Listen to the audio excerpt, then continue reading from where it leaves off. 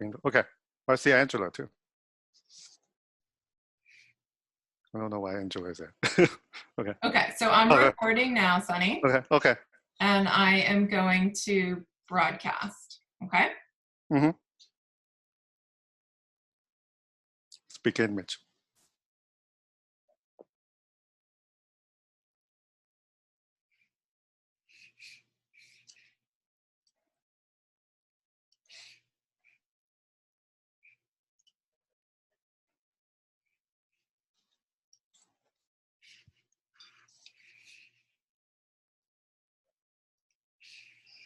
Okay, we're going to start the webinar now. I'm just going to tell you all a couple of technology-related things, and then we'll begin the presentation. So throughout the presentation today, if you'd like to enter questions for our presenter, you can enter them in the Q&A. So at the bottom of your screen, you should have a Q&A icon, and if you click on it, you can enter questions. If they're little questions, procedural questions, I'll answer them throughout the presentation. The remainder of the presentations I'll be holding, and I'll relate those questions to the presenter during a designated Q&A time at the end of the presentation. Notice that you won't be able to chat with other participants. The chat box is closed, but we will be engaging with you through various polls, and the presenter may also be asking you to answer some questions in the chat box that will go directly to Sunny and myself. I'll also mention to you at the end of the presentation what you'll need to do in order to get continuing education credit. Do note that attendance is being taken and you do need to be present for the presentation in order to get CE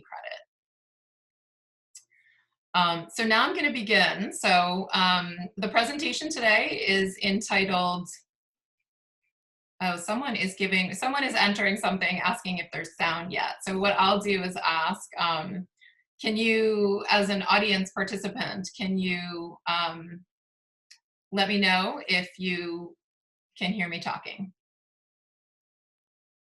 Okay, great. That was just one person's problem. Now I'm relieved. Thank you all for helping me out. Okay, you don't need to enter. I gotcha. Okay, so today you'll be hearing from Sunny Choi, who will be presenting on TEAM CBT for diverse and multicultural populations. I'm just going to tell you a little bit about what is Feeling Good Institute, because Feeling Good Institute are the sponsors for this wonderful workshop today. So we're leaders in the advancement of effective therapy. Our mission is to train and certify therapists in advanced cognitive behavioral therapy, or TEAM CBT, which you'll be hearing more about today. We have video-based therapy across the United States and Canada, and treatment centers in New York City, Silicon Valley, and Israel. And we focus on cognitive behavioral therapy as well as cognitive behavioral therapy research, so that we know that what we're doing is actually effective. So as I said, FGI's mission is to provide quality TEAM CBT by training and supporting therapists with cutting-edge cognitive behavioral therapy. To continue in the mission of helping therapists to learn and improve their CBT skills, FGI has undertaken a diversity initiative to identify blind spots within the TEAM CBT approach that might unintentionally make this therapy less effective, less accessible to diverse populations. In order to increase our awareness of unconscious bias, FGI now has a diversity committee that provides resources and trainings to clinicians to improve their cultural knowledge and humility. Sunny's webinar today is the first of many trainings that we will offer to support the mission of the diversity committee. Note that you'll also be receiving some information via email after the presentation with next steps that you can take if you'd like to continue to train in this area. You can see the mission of the diversity committee on this slide. And now let me introduce you to our wonderful presenter today, Sunny Choi. Sunny is a clinical therapist focusing on providing services to underserved populations such as ethnic minority, LGBTQ, and low-income clients. Using TEAM CBT, he's collaborated with other clinic members such as medical physicians and nutritionists to provide holistic, integrated care to his patients, an effective strategy that results in quick recovery. He also collaborates with other community members to educate and advocate for the delivery of effective and quality services for underserved populations. So now I'll turn it over to you, Sunny. Thank you, Jill. Thank you, Feeling Good Institute, for inviting me to this presentation. In the spirit of Team CBT, I want to do a self-disclosure exercise right away. It was a little difficult preparing for this presentation, and you can ask all my friends about that. I got a lot of attention and a lot of triggers of pulling in my past and present experience relating to race and identities, especially at this very divided time. I've always very self-conscious and anxious about public speaking. So maybe it's also an exposure exercise right now. Ever since I was a kid, I was very self-conscious of the way I speak. I moved from Hong Kong when I was 12 with very broken English. And I remember when I first got here, there was one time when I was in class when I had a really runny nose and I was looking for tissue. So I was really desperate, talking to, before you know it, half the class was wondering what I was talking about. And eventually they did figure out. And then the next thing I heard is a lot of laughter and a lot of ridicule. And I still remember them doing this slanted eye gesture to me. And I actually thought, I don't have slanted eyes. I don't know what they're talking about. That actually was one of the first few times I experienced discrimination, because when I was in Hong Kong, I was just like everyone else. So, and those kind of bullying and harassment happened for many years afterward. And fast forward a few years later when I was in high school, I remember I've always had a childhood dream of being a psychologist because I like talking to people. But then I was told by many adults, including my academic advisor, that I should focus in science and engineering because my English is not that good. Yeah, I still remember when my mom told me, yeah, Sonny, you shouldn't do anything that requires talking. Yeah, you're not good at it. So I ended up choosing science and engineering. I was an engineer for many years. And in addition to my other identity, such as also being gay, growing up, I always thought that I was not good enough. And I was ashamed that I was inadequate. And I looked to others to tell me who to be and what to do. And I always want to act like my white friends because I thought that if I do that, I will be more worthy. Yeah, I even took action training for many years. It didn't really work though, I don't think. So this is part of my story. And as I grow up, become a clinician, eventually I heard much sadder stories from other people who are multicultural and underrepresented. I'm here to talk about diversity, but no one really can represent all different views of diversities. I do believe that in order to better understand these populations, it is important to have a vulnerable dialogue like this, and then listen listen as openly as you can. I heard there's a lot of participants today. Maybe you also share the same view that the world has become somewhat or a lot polarized, and this is a time to talk about this subject. Again, I'm not expert in this, but I'll share with you my story and the story of many of my brothers and sisters. The objective are threefold. One is to help you understand the challenges of underrepresented and multicultural populations. Two is to describe how these experiences of being marginalized and oppressed result in trauma. Three, you hopefully learn some therapeutic techniques using TEAM CBT. Of course, Jill already referenced that there are a lot of trainings available for you to learn about TEAM CBT also. So a little bit more about me. As you know by now, I'm actually end up being a therapist.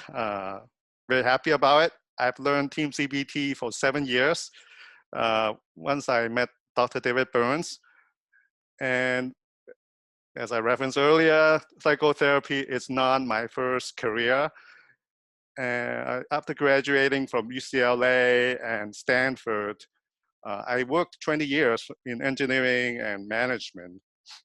And at that time, I actually did try to climb up to that status and makes pretty good money.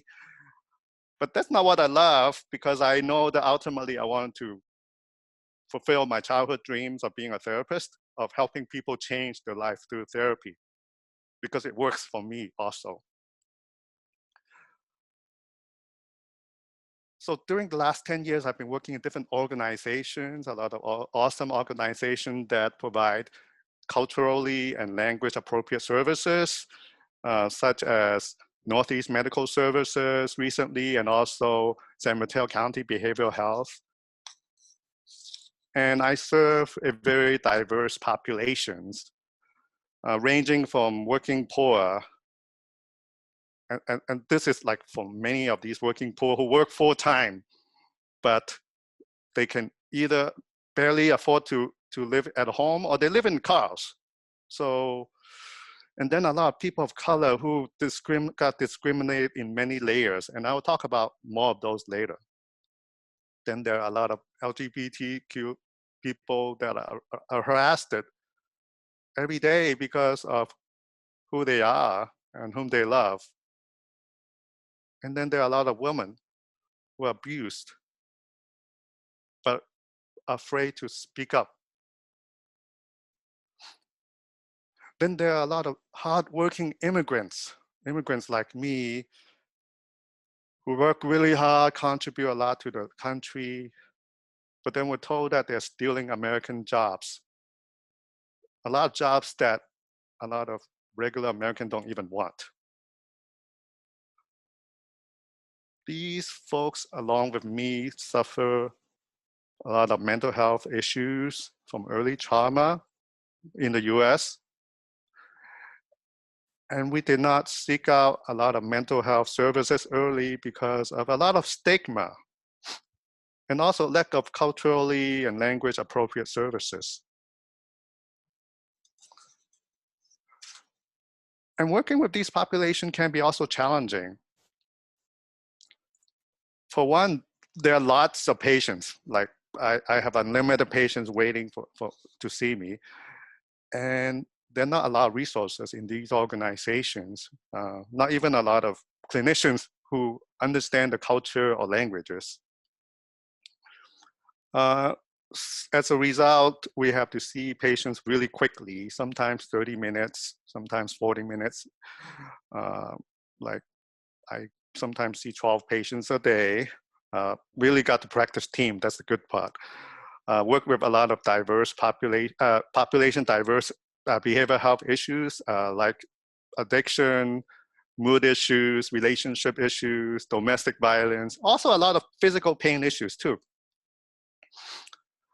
And it's not easy working with this group because they have a lot of resistance sometimes, or lack of understanding or stigma with behavioral health. So you have to understand those resistance, and it's a little bit more difficult to treat in the beginning.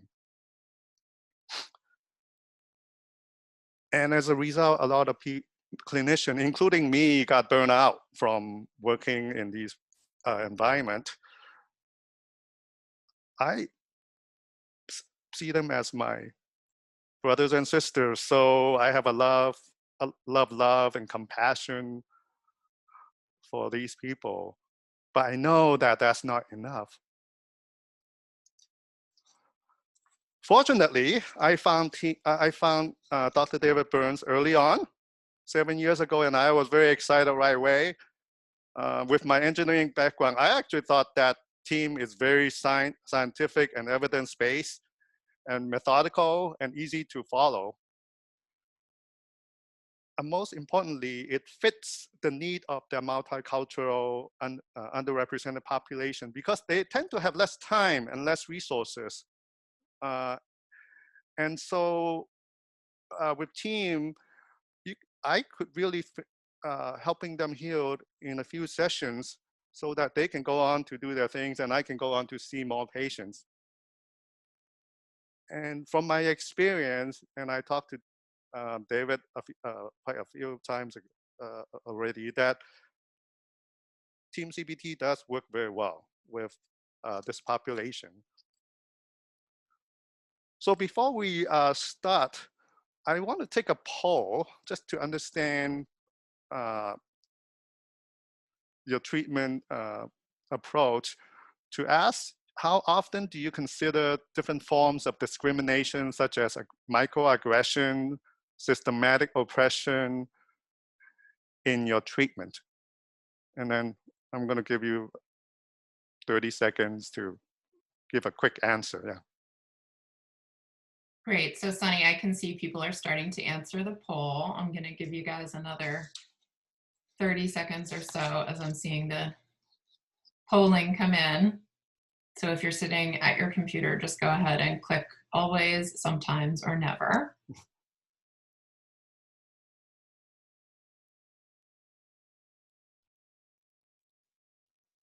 I'll give you 10 more seconds here.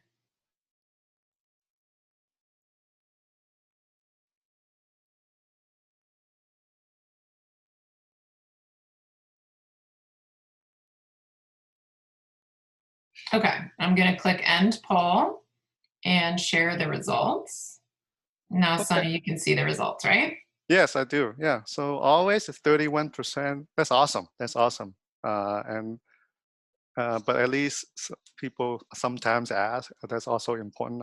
I guess you, depending on different situations. So that's good.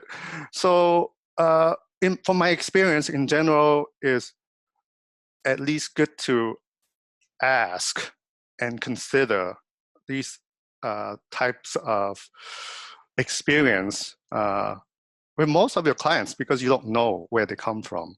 And I'll explain to you in the next few slides why it's important to at least ask.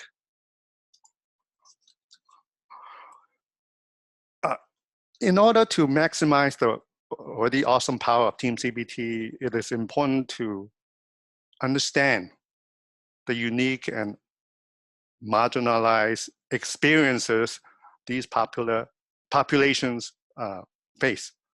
Because many of us really face lifelong challenges that have many, many layers of discriminations and biases. And it not just impact them psychologically, but also physically and financially. And racism and prejudice that they experience comes from implicit bias and normalized attitude that I'll talk about later on. But in order for all of us, including you, to listen and to understand what they're going through, it will require enormous amount of vulnerability to be exposed emotionally to these marginalized experience. I think that's why I had a hard time coming up with these slides myself. So in the next few slides, I'm going to talk about different types of biases and discriminations, and then how they shape the populations. In order for us to understand the biases and discrimination, the first concept that is important to understand is concept of privilege or lack thereof. Privilege is basically unearned advantages and benefits that individuals have in membership in a dominant group. Now, you can have privilege in some areas, and you may not have, it may be lack thereof in other areas. So, and it's important for clinicians to know themselves whether, how privileged they are. So for the next few minutes, let's review what are the different areas of privileges, and then you examine yourself, where are you in each of them? So in the area of race, if you are a person of color, you generally have less privilege than most white people. It is pretty common when you walk into the stores, if you're people of color, especially if you have darker skin, like no matter you're black, brown, or Asian, if you're darker skin, people like tend to follow you or not treat you as welcoming. Me, for example, when I was a director in a tech company, I always bring my white engineers, but every time to see my customers, and every time, like a lot of times they assume that my white engineer is my manager or director. In the area of class, if you're poor working class, you're generally more disadvantaged than the middle earning class. In fact, statistically, they are 5 times less likely, more likely to have poor health. One reason is the lack of affordable, healthy food access. Because I remember when I grew up living in East Oakland, before it became hip, most of the stuff they have is like these McDonald's that are not the healthiest for you. No, it tastes good, but it wasn't very healthy for us. In the area of gender identity, women tend to have less advantage than men. And probably many of you have heard that women in general make 81 cents for every dollar that a man makes. And that's already an improvement over the years. Then in the areas of sexuality, the LGBTQ community tend to have less advantage than the heterosexual folks. In fact, and this is, I know this because I work with LGBT teenager. The statistic is that of the teenager population, 24% of them are from the LGBTQ identities. And even though they are like about 5 to 6% of that teenage population. In the area of ability, people with disabilities have less advantage than people without disability. They actually have to consciously figure out whether they can go to certain restaurants or access to buildings or parks. And people who don't have those disabilities probably don't even think about it. And that's the key. You don't think about when you have privilege. That's why sometimes people say, I don't have privilege. Well, you don't think about when you have it. You know? Then in the area of religion, a lot of non-Christians tend to have less advantage than Christians. Again, it's just in general. And one example is that a lot of in US and in many Western culture, the religious days, Christian religious day is being celebrated as holiday versus other ones don't really talk about that much. In the area of age, people who are over 40 tend to have less advantage than the younger people. And this is true, especially where I live in the Silicon Valley. I know of many unemployed 40-plus-year-old tech workers who just couldn't find a job, even though there are abundance of jobs out there.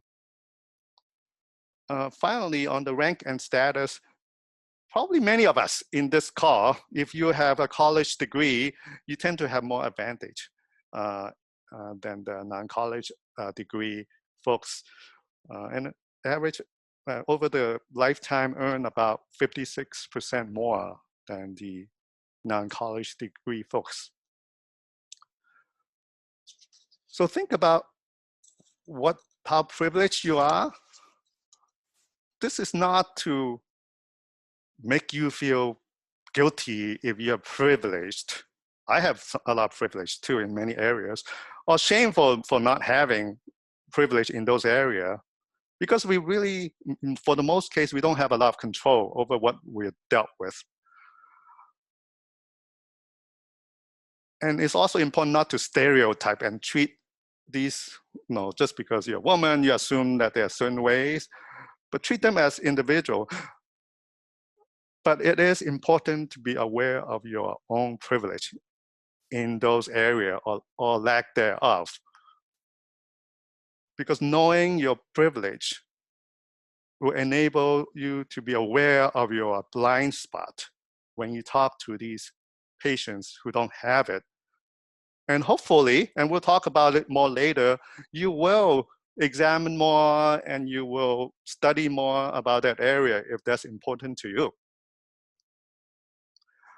Now, knowing your lack of privilege in those areas is also important. For example, it will help you when you're being triggered. Either when you have, like a lot of my female counterpart would have these dominant male figure as their clients, and it will really trigger them, so they will understand why. Or in some cases, when you are talking to someone who are very similar as you and who are also have lack of privilege in those areas, you may get triggered during the sessions and you may feel certain way. But ultimately, knowing your privilege or lack thereof will help you connect more with your patients and to have more empathy with them. It's also important to note that in some cases, in my experience, there are folks do have a lot less privilege than others. So not everything is created equal. And sometimes people who are lack of privilege are hard to spot.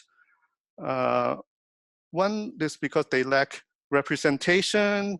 Another is because it's not always physical. So for example, when I was in tech, making lots of money and high position, I looked like I was privileged, but then I'm also gay and with a husband for many years now, love him and couldn't really marry him because of my lack of privilege in that area.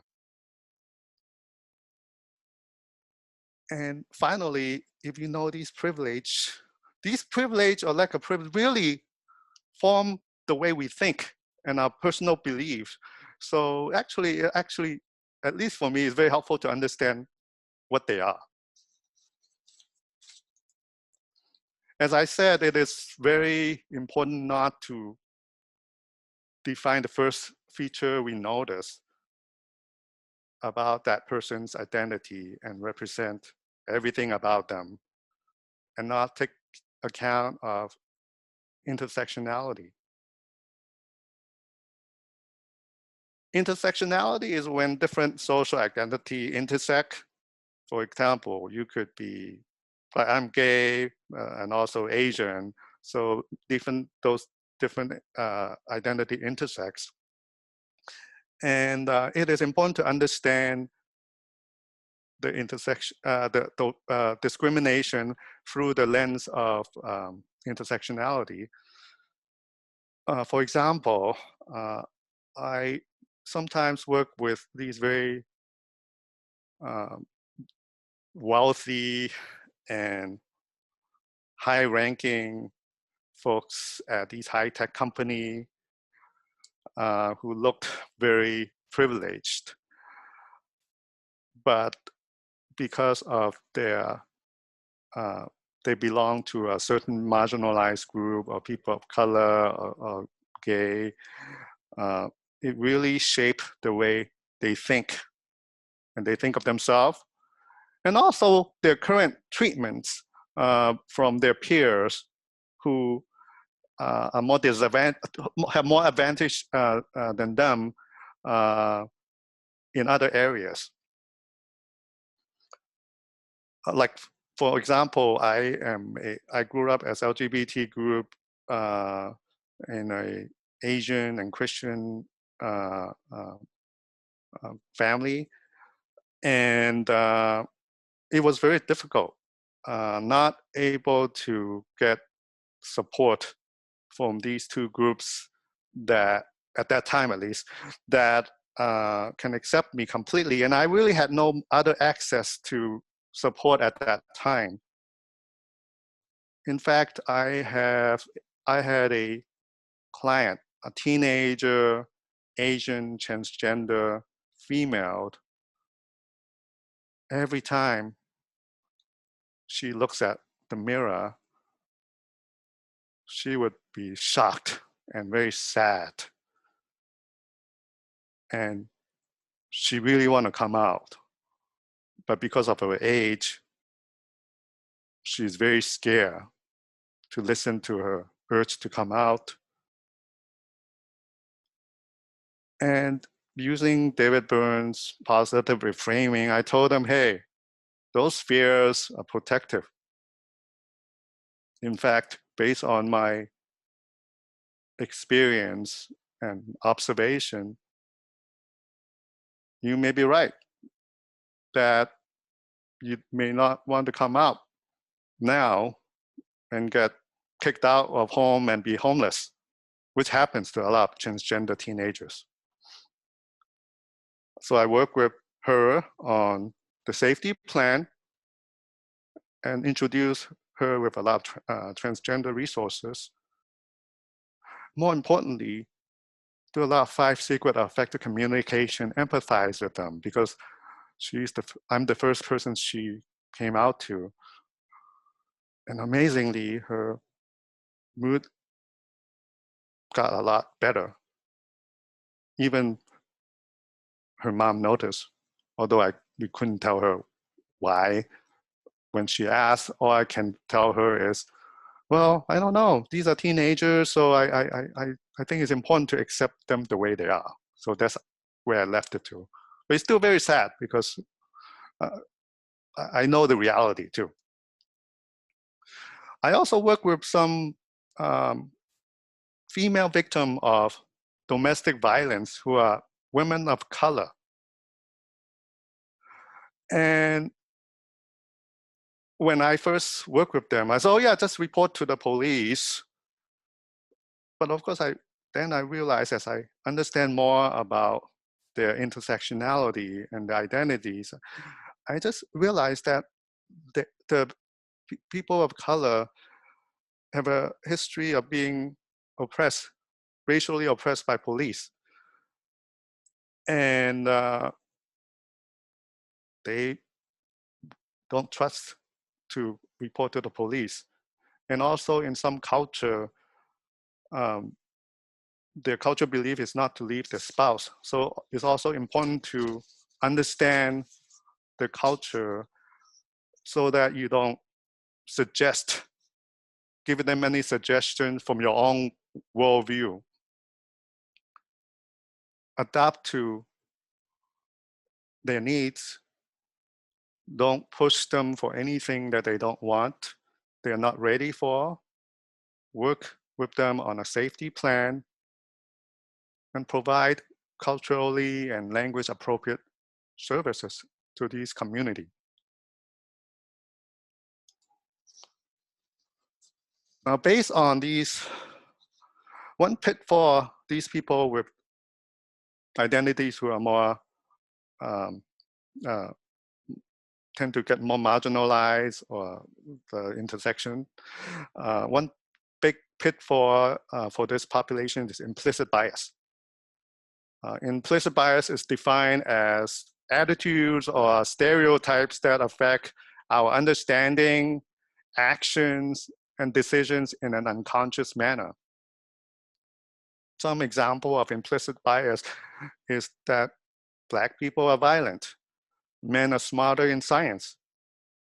I was a social work intern, and my female medical intern always meet these high up doctor for internship, and they always assume that the female are the social worker and I am the medical student. Yeah. So I told them, no, I don't have the memory to be a doctor. Yeah. So these are implicit biases, and you know, many of us have it, you know, privileged or not privileged. But what's more important is that it can develop into microaggression against the marginalized group. So microaggression is statement, action, or incident regarded as instance of indirect, subtle, or unintentional discrimination against those marginalized group. And yeah, some of my patients, my clients always complain that they hear all kinds of these comments from people like, oh, you're so pretty as a Black person. Or the one that I always hear from myself, also a lot of Asians, immigrants, are, oh, where are you from? And they don't mean I'm from Oakland or from Bay Area. You know, they are trying to understand, you know, like it's from China or something, or yeah. And then, yeah, and also when I was living in North Carolina for a year, people always ask me, yeah, do you know so-and-so who is Asian in Chinese in UCLA? When I was like, yeah, do you know how many Asian people they have at UCLA?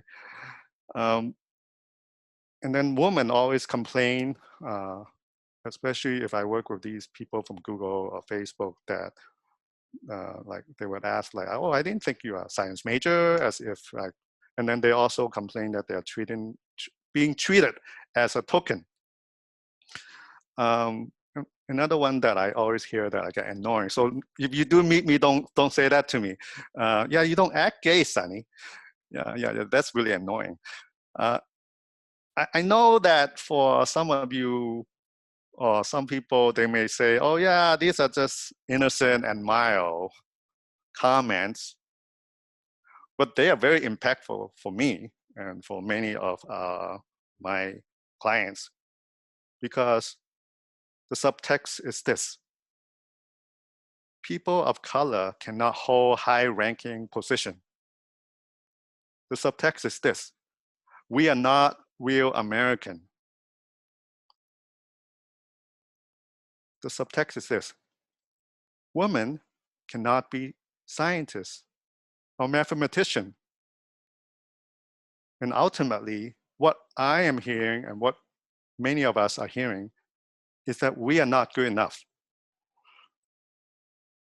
And then some people say, oh, you're overreacting. We didn't really mean it. Don't be so politically correct. Actually, that's the very common reply lately. I don't know about you, but imagine microaggression is like a mosquito bite and you got bitten one time. Yeah, that's maybe okay. But imagine you get bitten day in and day out, year after year. That gets pretty irritating and also anger. And a lot of my patients are very angry as I ask them about these situations, these comments.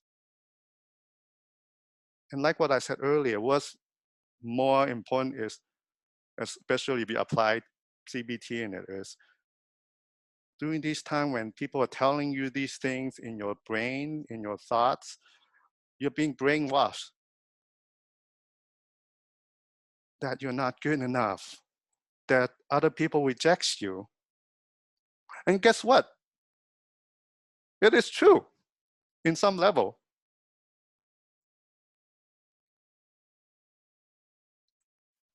Now, many of my clients, including me, normalize these experiences and often don't bring it up during assessments for different reasons. Some of them, oh, I hear about this since I was young. Others may feel guilty because like they are rich, they have high positions, so they shouldn't feel so ungrateful. That's one of my comments I heard from one of my clients. So as a clinician, it may be important for you to explain what microaggression is. Ask if they experience these. Because from my relationship with them, from my experiences, they will tell you. Like I've spent, after I asked these specifically if they have experienced these experiences, some of them just spend the whole session talking about it and how unwelcome they feel. Or another one that they will say, yeah, I don't mean like you're okay, but I'm talking about the other minorities. Yeah, that's also very offending. Now, what's more blatant aggression and discriminations that some of these populations face is systemic oppression.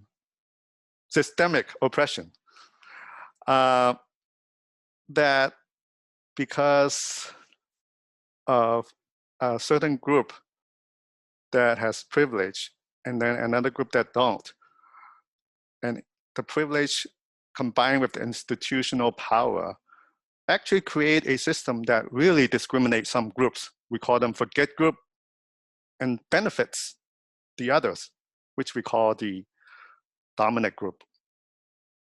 And we're not talking about many years ago when the Nazi somehow committed genocide to the Jewish populations, or the slave owner oppressing the Black populations many years ago. We're talking about now. It's still very common on the racism to have when we see racism, that some authority or even police misuse their power to abuse or kill people of color. It's also very common to see sexism when women are being harassed all the time with minimal repercussion. We see it a little bit better now the last few years, but it's still happening because I'm still hearing it. For a lot of people with Middle Eastern descent, they are also facing a lot of discriminations. I personally had a client who is from teenager Middle Eastern descent, who was very suicidal and find very little meaning to live because he was treated like nothing, being bullied in school. And then when he goes home, when he try to relax and watch televisions, all he sees is all these portrayal of them as villain or terrorists. On the immigrant side, there is also a lot of discriminations and oppression. I had a patient who is an asylum seeker. He was literally put in a cage for 4 months with other people in there, waiting for his documented family to work with the lawyer and the system to get him out. He did eventually got out. Unfortunately, after the initial euphoria, he suffered a lot, very severe depression and panic attack from the trauma he experienced, which I believe is not necessary, which the anger was is healthy. I'm still shocked to hear whenever I hear these stories from my brothers and sisters, but it's happening right now. What's important when you work with these populations is, again, I'm not saying this happened to everyone, and we do need to treat people as individuals, but knowing that systems of oppressions and microaggression happen to these folks, it's important to ask and see how they affect them. Understand there's a power difference between you. There may be a power difference between you and them, so that you can use the 5 secrets of effective communication so that they can feel heard and validate the experiences. Use the 5 secrets to praise their strength from adversity, because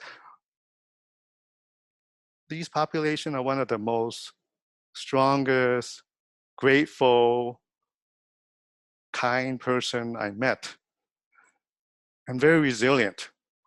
In fact, during the COVID time, when I work with different populations, the underserved and marginalized population actually dealt with it very well. Yeah, better than the average groups. It's also important to positively reframe the experiences as healthy emotions. Anger, anxiety, sadness, from their experience are healthy emotions, so that they can help them realize of the injustice and the dangers in the reality. So just some quick takeaway from the last few slides. And I'll mention it many times. Just be aware that these discrimination does exist for these groups. And again, you don't need to assume they have it. Just be aware that this does happen, and understand the concept of different identities and intersectionality. And then, as most importantly, from my own experience, is assess and inquire specific experience, and maybe even do some psychoeducation, because sometimes they don't even realize or it's happening to them. And then the rest is just using what you have learned from TEAM CBT, from Dr. Byrne, so that you can heal those wounds from the trauma.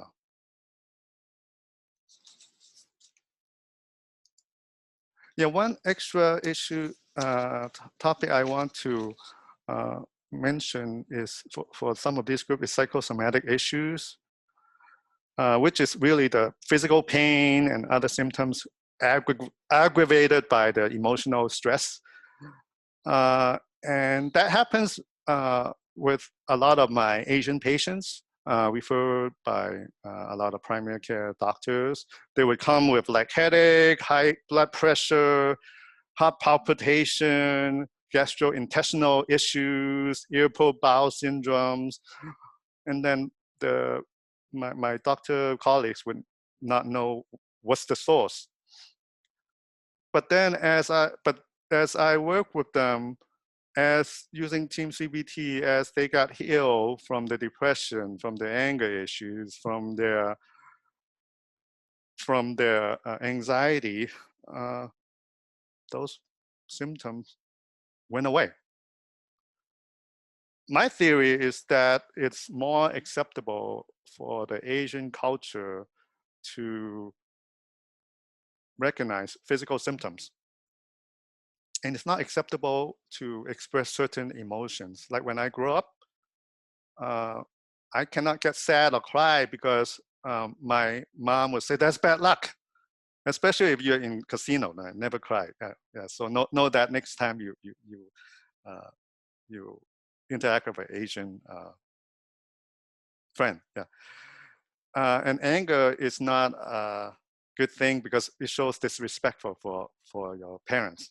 So I was learn to be sunny, just smile. Yeah. But somehow stress is okay because it shows that I was hardworking. So you may have experienced those two with your clients. In fact, I had one client, I mentioned it before in other intensive, that have really severe hive situations, and a lot of doctor thinks that it's some kind of incurable autoimmune response. And she was also depressed and when anxious. So I used TEAM CBT model to help her recover. And again, those hives went away when she got better emotionally. In fact, at the end, I worked with her on relapse prevention. And that's when I worked with her to understand that whenever you have a first indication of hives, understand you may have some unexpressed anger that you may need to use the 5 secrets of effective communication to express.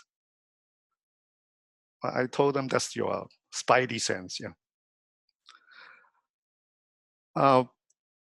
And then for the Asian population, you may actually need to do a little bit more psychoeducation about emotions, and then ask about their thoughts, of course, but also ask about the physical sensations. It's very important. So the next thing to keep you, I want to ask you a poll question. The poll question is this: from your practice, do you have a question in your intake about trauma due to oppression or other forms of discriminations? So I just shared the poll with everyone, and I'm seeing the numbers rolling in. So we'll give you 30 seconds or so to jump on your computer, wake up, and answer the poll. Wake up.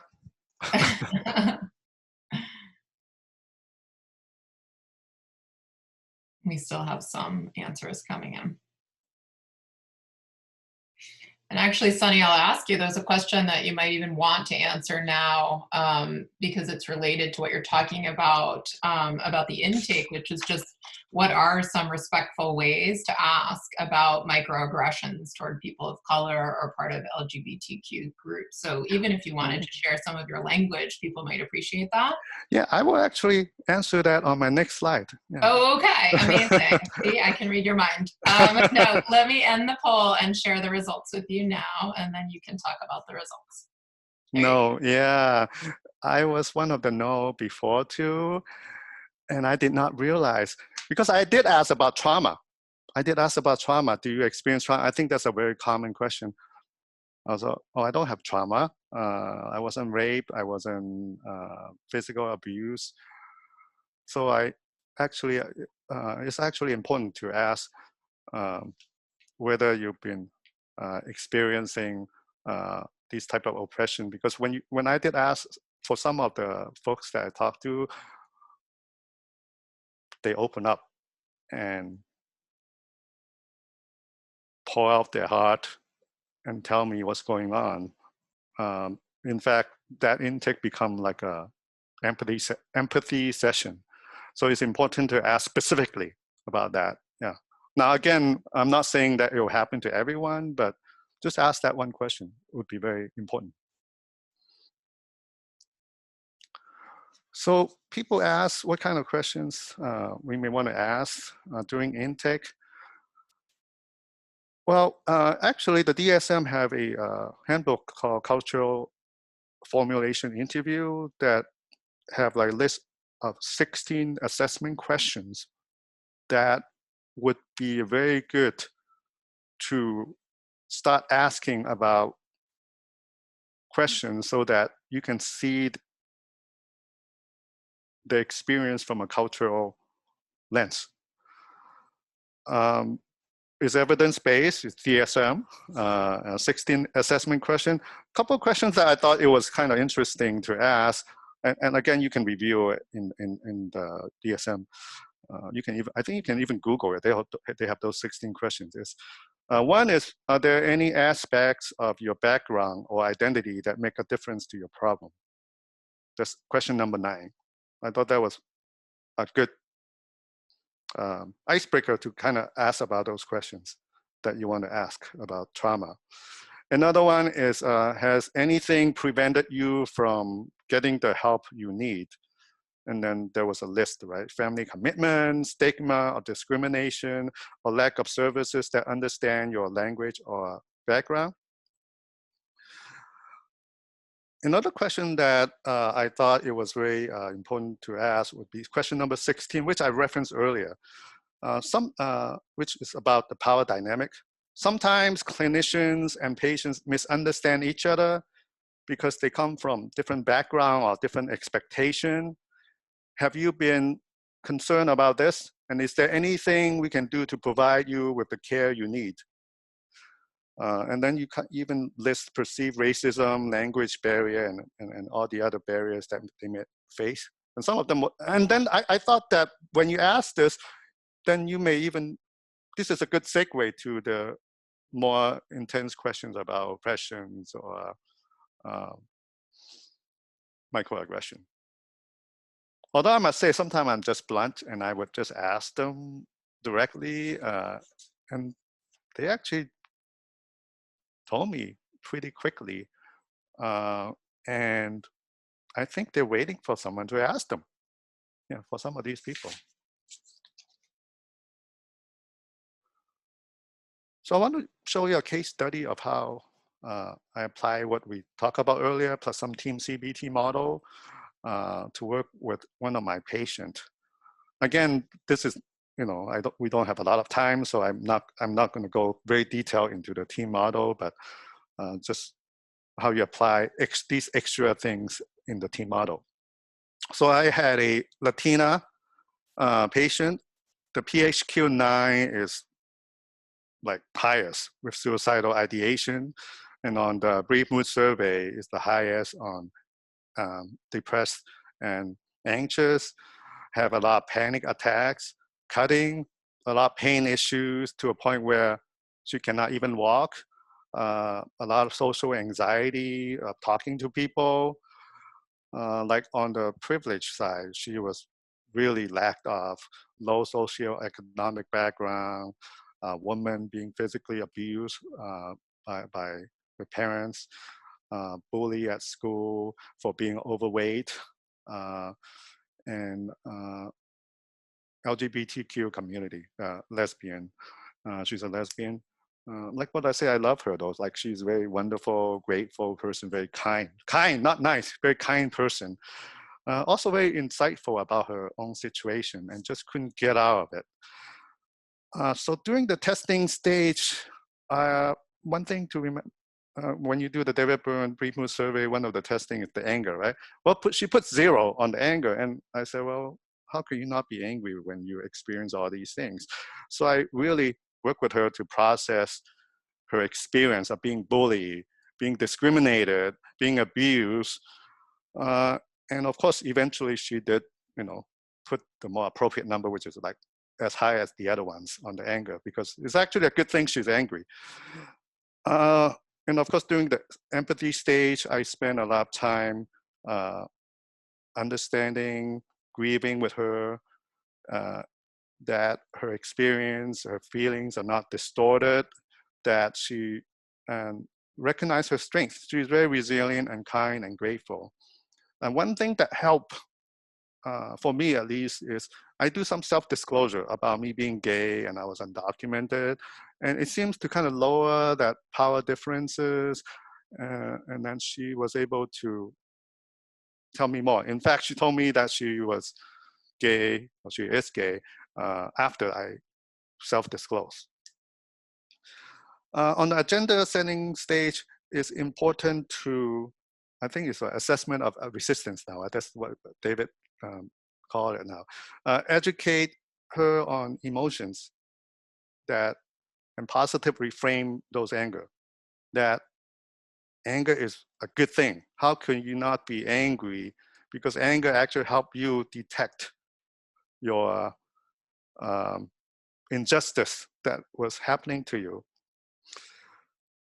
And we just need to dial it down, because instead of you using your anxiety to repress your anger because you're afraid that there will be even worse abuse.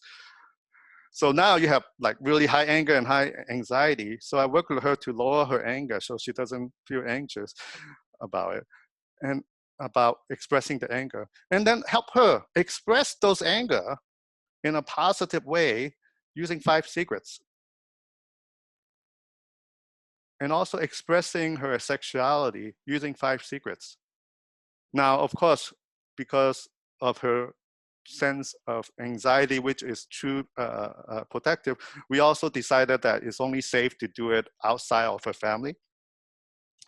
So during the method sessions, we do a lot of help her with a lot of self-disclosure, exposure work, which is the process, which, you know, she decided she want to overcome her process resistance. And then do a lot of externalization of voices, because there's a lot of self-doubt, not good enough type of thoughts that I have to help her talk back to, and actually record it and have her reprogram in her mind. But the result is actually, it's very good. She eventually get better with no depression. The physical symptom again went away.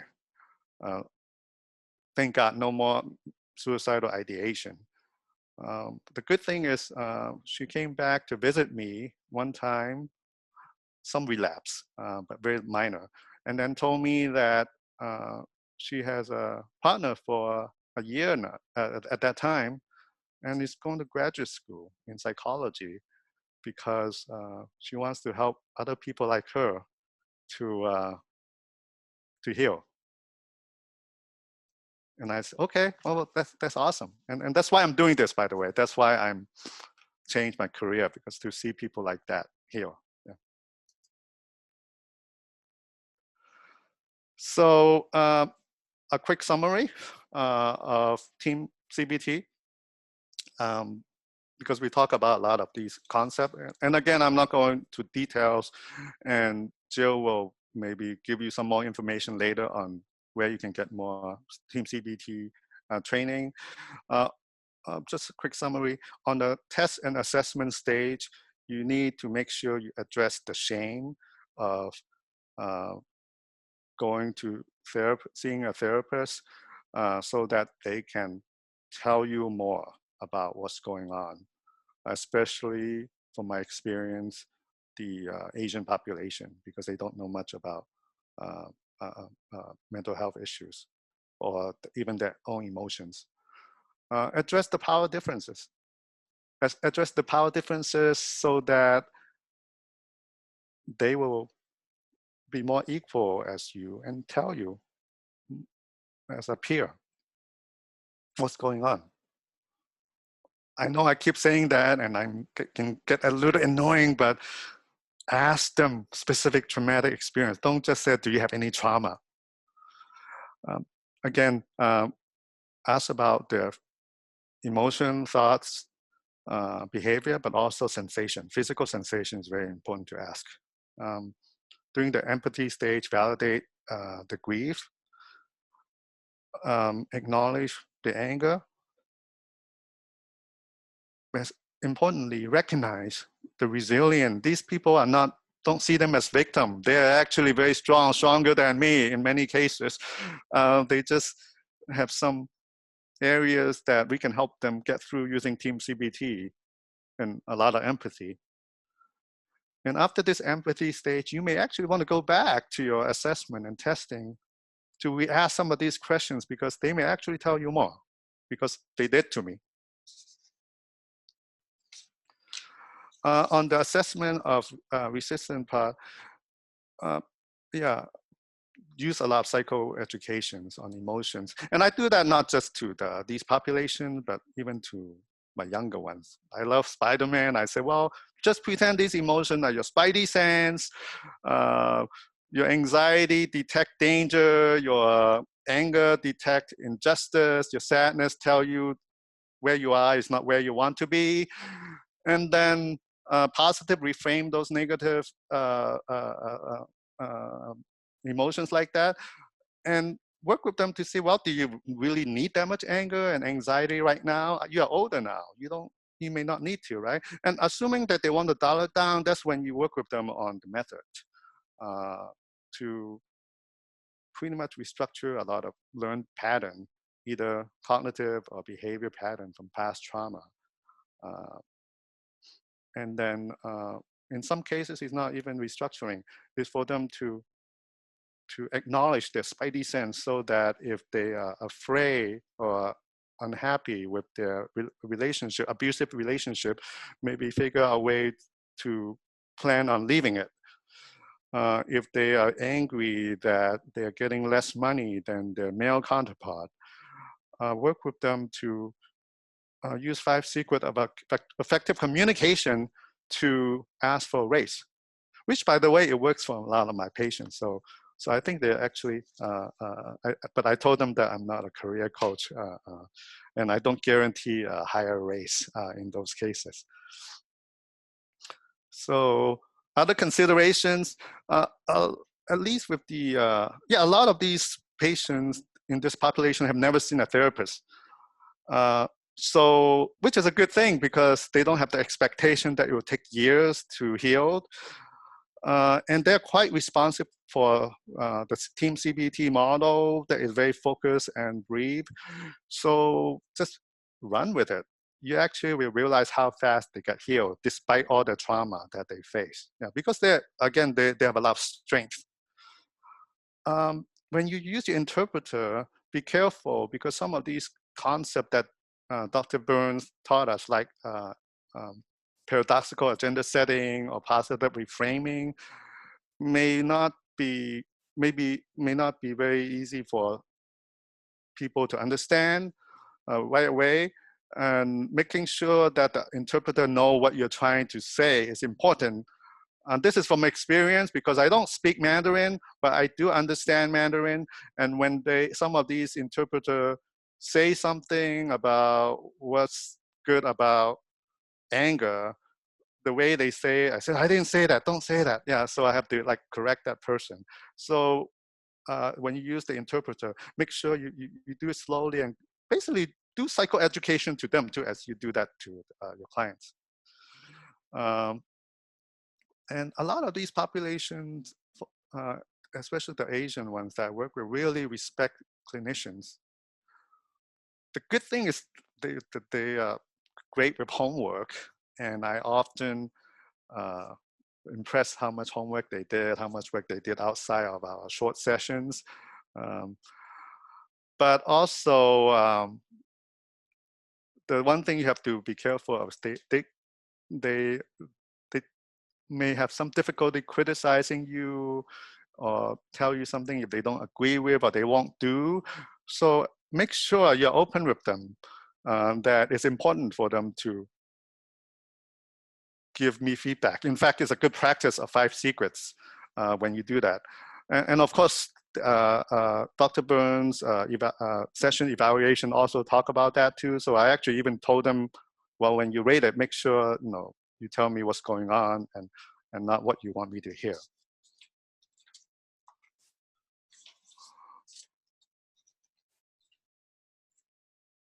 So you hear a lot of informations about the multicultural and marginalized populations. You may be wondering, what can I do? Well, for one, I think it's important to educate yourself, just like I've been educating myself about different populations. For that, the FGI diversity team actually come up with some recommendation, and one of the one that we want to share with you is the anti-racism training. from the Diversity and Resiliency Institute of El Paso. If you go on the website, Google it, you will see it. It's free if you don't want any CEU credit. And I think it's only like very cheap, like $60 if you want some credit. And I think it's a day long. Yeah, I went through that and it was quite a lot of different information and quite useful. Be culturally humble. What I mean is we do not know it all. I don't know it all about diversity, but know that you don't know it all, but it's important. Be aware that it is happening. Recognize that these discrimination bias is happening. And then do the research and cultural norms, go to education I mentioned earlier. And then be curious about the individual's experience and ask them these questions. I think as importantly, it's important to be compassionate. Not just compassionate to folks who are marginalized, but I myself, when I put this content together, a lot of feelings come up besides a lot of trauma. But even for me, I felt a lot of guilt, a lot of shame for my own biases, my own ignorance relating to diversity. But at least I have a framework to process these issues due to my own marginalized experience. But for others, they may not have that framework to understand what it is like to be marginalized. And with them, I believe it's important to be compassionate, to be patient, to be open and honest with them, work with them, even though they have different stages of understanding. Finally, be an advocate. I don't know about you, but I sometimes, when I'm self-aware of my own privilege, I feel guilty and bad.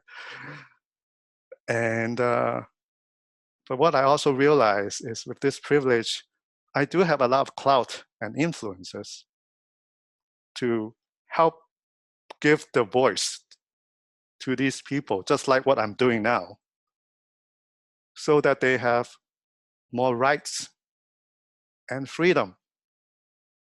Join some groups to help these populations. My sister was very active in Asian Women's Shelter, and there are many different organizations for different marginalized populations. You can Google it. Yeah.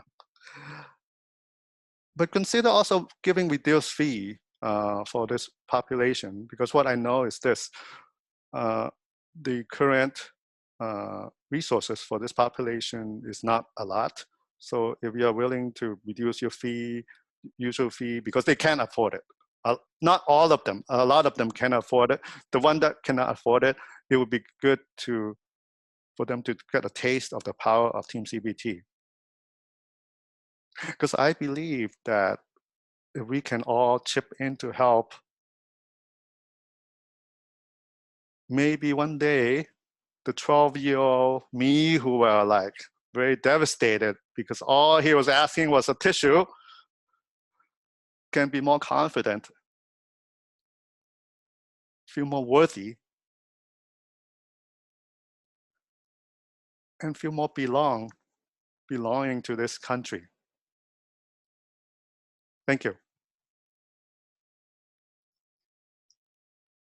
Thank you so much, Sunny. So just so you all know, we're going to have Sunny take many questions in the next 15 minutes. And first, I just want to say, Sunny, thank you so much for your beautiful presentation. I love what you've shared with us, and I especially just love hearing from your heart. You're so, authentic and connected and caring. And I want you to know that you've received many, many beautiful comments in the question box. So I'm going to read 2 of them to you so you can take a deep breath before you answer your questions and know that you are loved. Okay. So Sean said, this was probably one of the best presentations I've attended on diversity and microaggression. I really appreciate him sharing his personal experiences regarding race and sexuality. And several other people wrote, thank you for sharing your beautiful story and the stories of your clients with us. Thank you. So Sunny, I'm just going to say a few quick words, and then I'm going to turn it over to you where I'll read several. We have many, many excellent questions that I know you have a lot to say about. So I think this part will be really educational. I hope people will stay for the Q&A. So this is just a quick comment to let people know that if Sunny has piqued your interest and you want to learn more about TEAM CBT, what this kind of framework for doing therapy that Sunny's been talking about, you can check out our website. It's feelinggoodinstitute.com/training. So I won't go into great detail, but we have lots of other free resources, webinars, and then paid online courses, workshops, one-day trainings with continuing education. And then the next slide, Sunny, also if you all have patients that you'd like to refer for this kind of therapy, for this kind of framework of empathy and resistance and CBT methods, you can send them to or check out feelinggoodinstitute.com/treatment. And we have video therapy across the United States and Canada, as well as in-person clinics in California, New York, Canada, and Israel. We also have an intensive program.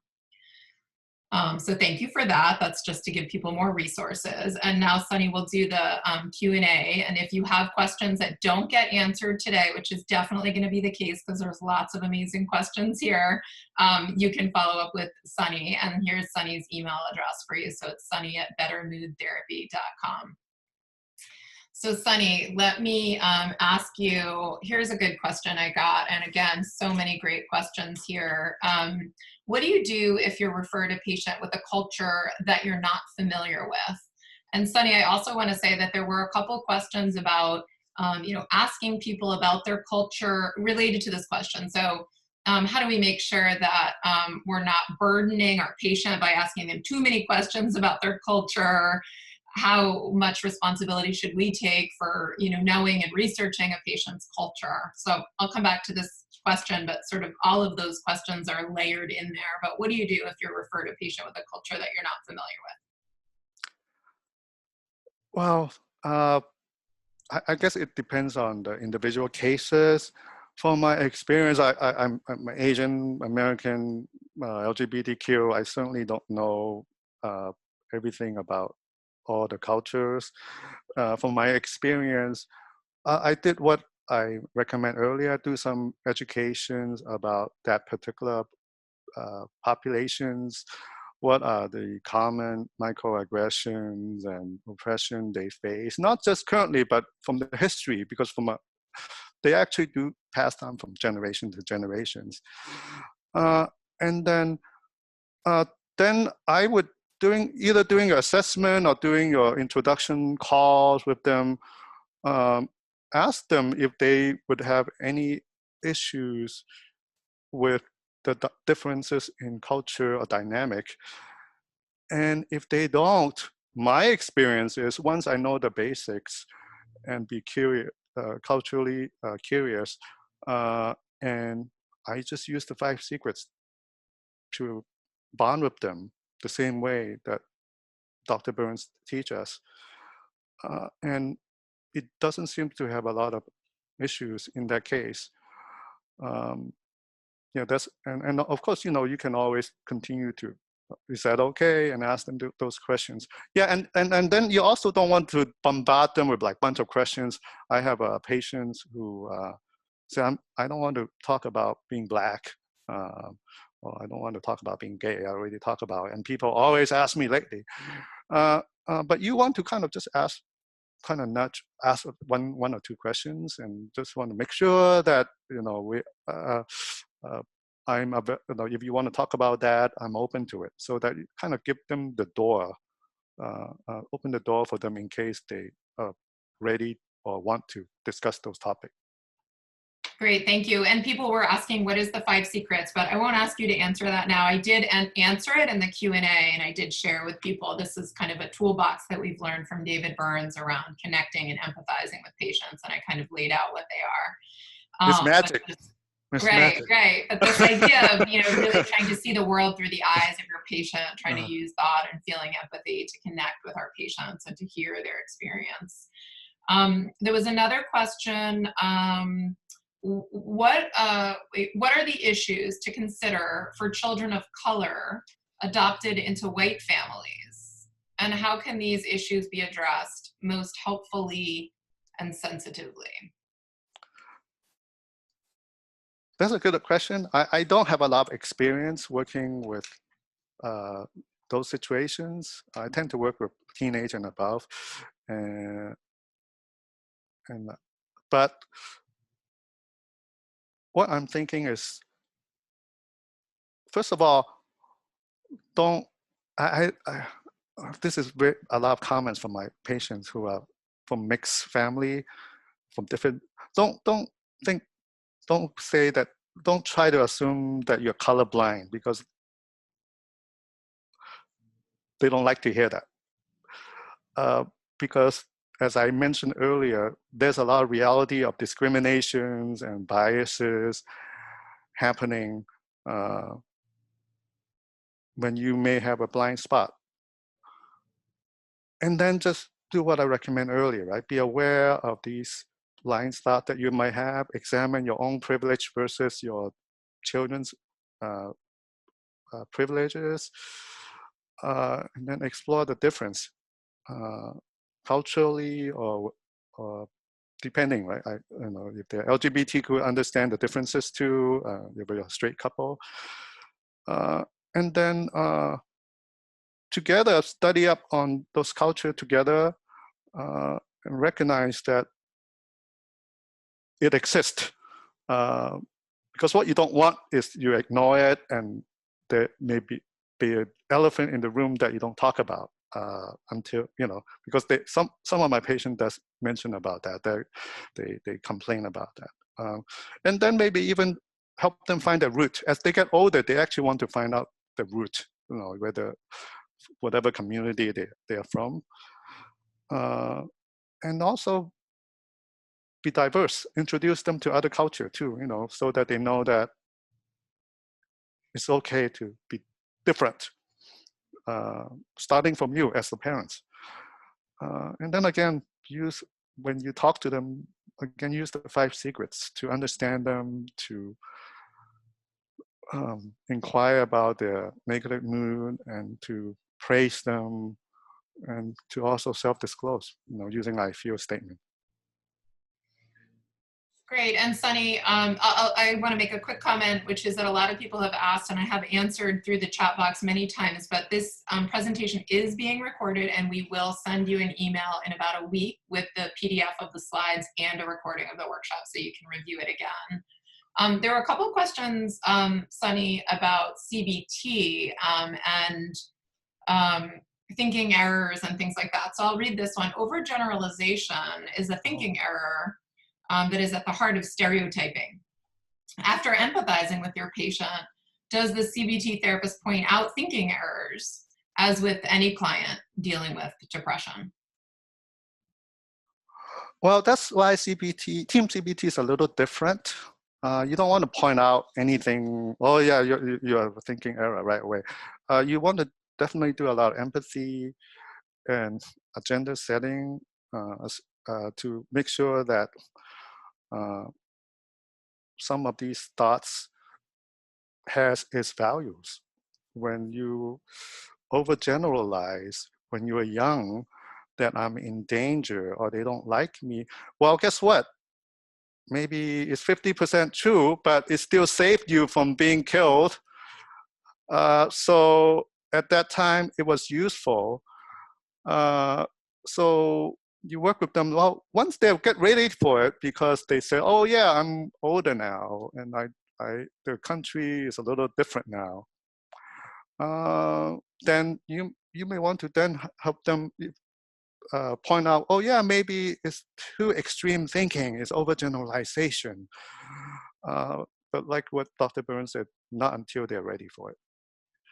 Yeah, I love what you're saying, Sunny. And so it's not really a yes or no. I mean, yes, we do CBT just like any other version of CBT, but ultimately identifying distortions using thought records. There are a couple other questions that I can see around this, but it's only after empathizing and then, as we say, setting an agenda, melting away resistance, making sure that's actually what the patient is looking for help with, right?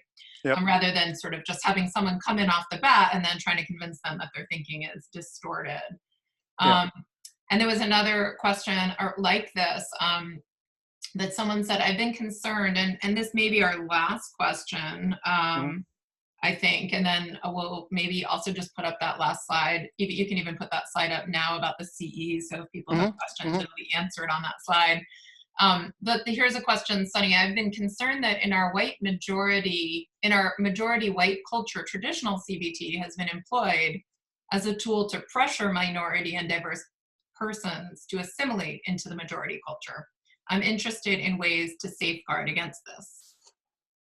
So how can we do CBT in a culturally sensitive way, which I guess is the point of your whole presentation, but do you want to make any other comments about that? I would need to get more information on what it means, CBT pressure minority to assimilate.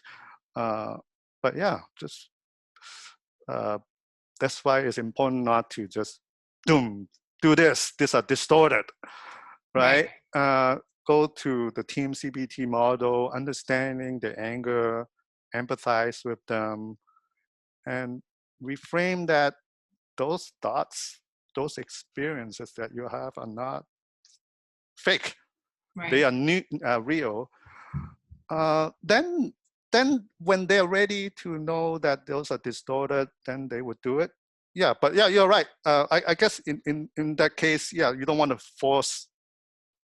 Maybe it's not even the white culture. Just you don't want to force any thoughts on someone when they're not ready. Yeah.